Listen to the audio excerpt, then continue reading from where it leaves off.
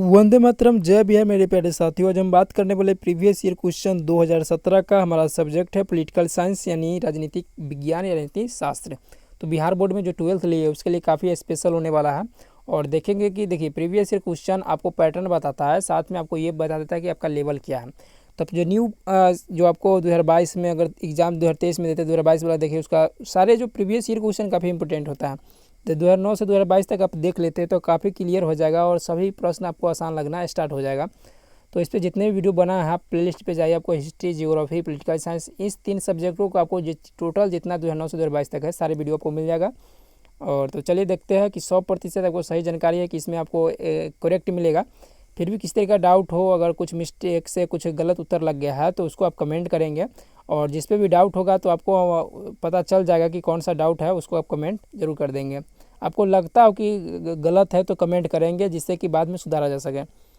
और आप NCERT book को फॉलो करेंगे, साथ में ऑथेंटिक कोई वेबसाइट हो जिससे जुड़ा हुआ हो तो उस चीज़ को फॉलो करेंगे। राज्य के पुनर्गठन आयोग का अध्यक्ष कौन होता है? तो वो अध्यक्ष थे जो बना था 1953 में, तो न्यायमूर्ति फजल अली थे। 1956 में जो अधिनियम बन गया मैंने उससे, तो उसके अनुसार 14 राज्य और 6 केंद्र शासित प्रदेश बना था। तो न्यायमूर्ति फजल अली जी थे। देखिए के.एम. पनिकर साहब भी थे, लेकिन उसका अध्यक्ष नहीं थे। 3 सदस्य थे जिसमें न्यायमूर्ति फजल अली को इसको अध्यक्ष बनाया गया था। भारतीय राष्ट्रीय कांग्रेस की पहली महिला अध्यक्ष कौन थी? तो एनी बेसेंट इसका राइट आंसर हो जाएगा। राष्ट्रीय विकास परिषद की स्थापना 1952।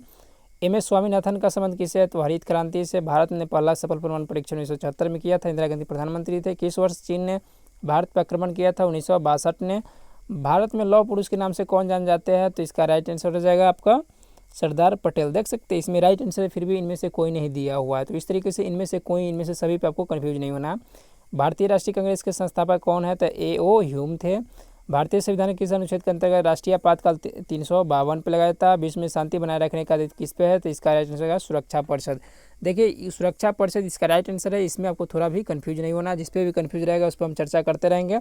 और फिर भी कोशिश है कि वो भी सही हो सकता है, लेकिन आपको जानकारी के लिए बता देते हैं कि उस पर आप थोड़ा जानकारी अपना से भी देख लेना है कि इसका उत्तर क्या होगा, है कि नहीं है। इसलिए बताते हैं कि आप उस पर फोकस कर सकते हैं। डीएमके किस राज्य का क्षेत्रीय पार्टी है? तो तमिलनाडु का है। विश्व महिला दिवस कब मनाया था? 8 मार्च को मनाया था। मंडल कमीशन रिपोर्ट की सिफारिश की किस प्रधानमंत्री ने लागू की थी? तो इसका राइट होगा वीपी सिंह। और किसे नए सामाजिक आंदोलन की श्रेणी में नहीं रखा जाता है? तो ये गिर स्वराज्य आंदोलन। जब जाएंगे क्षेत्रीय आंदोलन में तो चिपका आंदोलन, टेहरी बांध आंदोलन, नर्मदा बचाओ आंदोलन के बारे में दिया हुआ है। गिर स्वराज्य आंदोलन एक राजनीतिक आंदोलन था।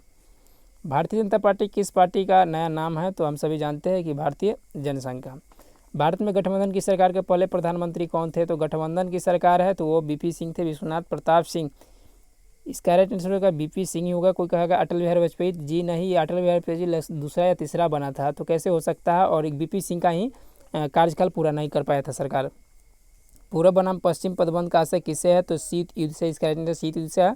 आप सभी जानते हैं कि पूर्व जो गुट था उसका यूएसएसआर करता था, इसको दूसरी दुनिया कहते थे। अब पश्चिमी का जो गुट था अमेरिका करता था, उसको प्रथम दुनिया कहा जाता था। सोवियत संघ ने कौन से सैनिक गुट बनाए थे? तो ये वर्षा संधि बनाए थे। बाकी सब आपको अमेरिका से मिलेगा। जैसे 55 में वर्षा संधि में कौन सा देश शामिल नहीं थे, सदस्य नहीं शामिल थे? तो वो पश्चिमी जर्मनी नहीं था। इसका पश्चिमी जर्मनी इस तरीके से ध्यान देंगे, बाकी सभी थे। 1917 के रूस में समाजवादी राज्य की स्थापना किसने की? तो राइट आंसर होगा लेनिन ने किया था। तो इस तरीके से देख सकते हैं कि सारे के सारे इंपॉर्टेंट प्रश्न हैं और इसको फोकस करते ही रहना है, बार बार देखते रहिएगा। परमाणु प्रसार अप्रसार संधि पे किस राज्य ने? तो ये राज्य कहते पूरे देश स्तर पे, विश्व स्तर पे तो राज्य, और हमारे देश के लिए तो भारत ही है। यूरो क्या है? यूरो एक यूरोपीय संघ की मुद्रा है। इंग्लैंड का वर्तमान प्रधानमंत्री कौन है? तो देखिए अभी जो वर्तमान प्रधानमंत्री है, यानी जिस दिन वीडियो रिकॉर्ड है अपलोडेड है आप देख सकते हैं, तो उस समय ऋषि सुनक है जो भारतीय मूल के है। और भारतीय मूल के जो माने जहाँ तक संभव है कि भारत के लड़की से शादी की हुई है, तो यानी भारतीय के दामाद भी हुए और भारतीय मूल के ये लड़का भी हुआ। तो ऋषि सुनक नाम ही से है ऋषि सुनक, यानी ऋषि का गुण होता है। तो इस तरीके से राइट आंसर इसमें नहीं कोई है ना। लीज ट्रस और ऋषि सुनक, लीज ट्रस पहले हरा दी थी लेकिन लीज ट्रस इस्तीफा दे दिया था, तो इसके बाद ऋषि सुनक बन गया है। तो इनमें से कोई नहीं होगा, तो इस पर बता चुके हैं ऋषि सुनक होगा। 24 में दक्षेस का पहला सम्मेलन किस देश में हुआ? तो दक्षेस का पहला जो सम्मेलन हुआ आपको क्या, दक्षेस का पहला सम्मेलन बांग्लादेश के ढाका में हुआ था। तो इस तरीके से आंसर ख हो जाएगा। राष्ट्रीय पंचायत किस देश का संसद है? तो नेपाल का है। निम्नलिखित में से कौन सा देश सार्क का सदस्य नहीं है? तो जापान नहीं है। वर्तमान में संयुक्त राष्ट्र संघ का महासचिव कौन है? तो इनमें से कोई नहीं होगा, क्योंकि अभी वर्तमान में जो महासचिव है एंटोनियो गुटेरेस है, जो पुर्तगाल के है। अंतर्राष्ट्रीय न्यायालय का मुख्यालय कहाँ? नीदरलैंड के हेग में। देखिए, जहाँ नीदरलैंड है उसी के आसपास आपको बेल्जियम, जहाँ ब्रुसेल्स में यूरोपीय संघ की मुख्यालय है, तो वो भी इसी के आसपास है। यूएनओ मतलब संयुक्त राष्ट्र संघ की निशस्त्रीकरण कब गठित किया? तो 1952 में किया गया था। पर्यावरण सुरक्षा के लिए सबसे पहला अंतर्राष्ट्रीय सम्मेलन जो हुआ था वो आपको स्टॉकहोम में हुआ था, जो 1972 में हुआ था, आपको ये स्वीडन में है ना। और इसी माने अंतर्राष्ट्रीय सम्मेलन से ही 5 जून को आपको विश्व पर्यावरण दिवस मनाया जाता है। 5 जून है ना, 5 जून से विश्व पर्यावरण दिवस मनाया जाता है। और इसके अलावा 20 वर्ष बाद यानी 1992 में देख सकते हैं, अगला प्रश्न ही है 1992 में किस देश पृथ्वी सम्मेलन? तो ये रियो डी जेनेरियो और एजेंडा 21 भी कहा जाता है। और तो इस तरीके से ध्यान रखेंगे, ये ब्राज़ील में अपनाया गया था। निम्नलिखित में से किस देश ने खुले द्वार की नीति अपनाई? तो चीन ने अपनाया था, लगभग 1978 के आसपास जानूँ। और 1972 में भारत पाक के बीच हुए समझौते को क्या कहते हैं? तो हम सभी जानते हैं कि इसको शिमला समझौते कहते हैं। भारतीय अर्थव्यवस्था जो है वो मिश्रित अर्थव्यवस्था है, यानी पूंजीवादी और साम्यवादी दोनों जुड़ा हुआ है। अंतर्राष्ट्रीय मुद्रा कोष का मुख्यालय कहाँ है? तो वाशिंगटन। तो वाशिंगटन देखिए अमेरिका के जो है राजधानी भी है, तो वाशिंगटन डीसी है। तो इस तरीके से ध्यान देंगे। 36 है कि बांग्लादेश कब अस्तित्व में आया था? बांग्लादेश आपको 6 दिसंबर 1971 में कह सकते हैं, या 16 दिसंबर तक, मान के 1971 ईस्वी में आया था। निम्नलिखित में से कौन सा देश आसियान का सदस्य नहीं है? तो राइट आंसर सिंगापुर हो जाए, कि आसियान का सदस्य नहीं है।